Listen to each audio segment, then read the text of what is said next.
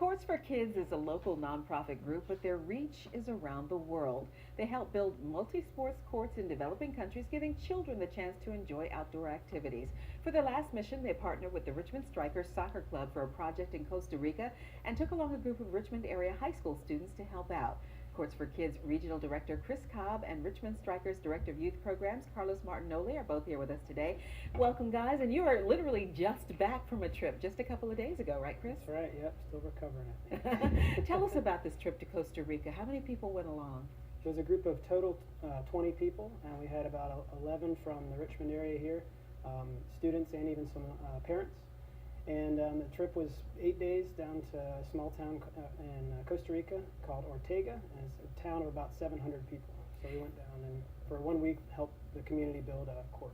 And we're taking a look at some pictures right now of the project. This is a lot of hard work, but it's also a good time for social interaction and a learning experience, not only for the adults and their children, to learn about another culture. Exactly. It's a wonderful immersion experience for cross-cultural learning, where many of the students that go down kind of get outside of the bubble that we live in and get to experience what real life is like in another culture, and maybe break some of those stereotypes we may have had previously. Carlos, how did the Richmond Strikers get involved in this project? Well, we survived. That's been a good week. Very good interaction within the kids, special bonds within kids for the strikers and parents, working together for the same cause. And mainly, the message was there is reason to smile regardless the difficulties that you have to go through in life. And the kids saw kids over there very happy. And probably the attitude sometimes our kids show to our parents for complaining about out of nothing is over. And it's a priceless experience so far from my point of view for the kids. And you're building sports complex where the kids can play soccer and volleyball and basketball, and as a soccer club, that's got to be very important and near and dear to your heart. Oh, you have to. I'm coming pretty much from the same background, and I know how it feels to be poor, okay, to be in need of things. So this basketball court is amazing. The kids are going to be spending most of the day after school over there. So I think there's going to be a fight between the kids and the adults because everybody wants to share this only place for sports, and that's just very good so far.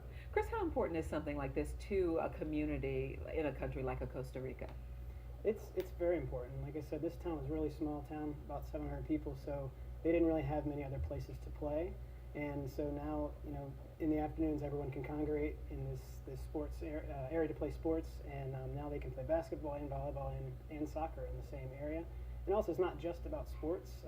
We were there during Easter week, so there's a lot of celebrations going on, and that court can become a central place to have celebrations and dances, and you name it, the town will use it. So it really becomes a vital part of the community. And I'd asked you how many trips you've been on. You said 5, but Courts for Kids has been on how many missions now? Yeah, we've built over 50 courts in 17 different countries and counting. So. And these are countries where you kind of get an invitation. These people want you to come and help out. Exactly, yeah. We don't ever push anything on a community. The communities reach out to us, and we kind of start that partnership. And it usually takes a long time, about a year, to get it from the initial contact to actually having a team go there to build it. But we have partner communities in many countries around the world waiting for groups to come. And speaking of groups to come, you kind of reach out to the community, church groups, school groups, to help you if they want to put a group together, that you can show them the way and how to go and do this. Yeah, exactly. We can help coordinate for any group that about 12 or more people that are interested in doing this type of experience, and we can work around their schedule. We just gotta find out what works for them and where they like to go, and we can make it a good fit for both them and the community. And with this particular trip, you took about a dozen local high school students. Mm-hmm. What was their reaction? What was it like for them? It was really wonderful. I think at first, anything new that's strange to them would be a little, had a little bit of, they're a bit timid. But at the very end, they had such a strong connection with the local community. They even have friendships built, and like I was mentioning earlier, that even today with Facebook, they can continue some of these friendships in the future through Facebook. And would you do this again? Definitely. I would recommend you another group of kids and parents, but parents and kids is very good if we can do that in the future, and I'm going to be pushing Strikers kids to do it. Well, it's a wonderful project. If you'd like to find out more on Courts for Kids, just visit us online at WTVR.com/VTM, and we'll link you. Carlos and Chris, thank you so much for joining us today.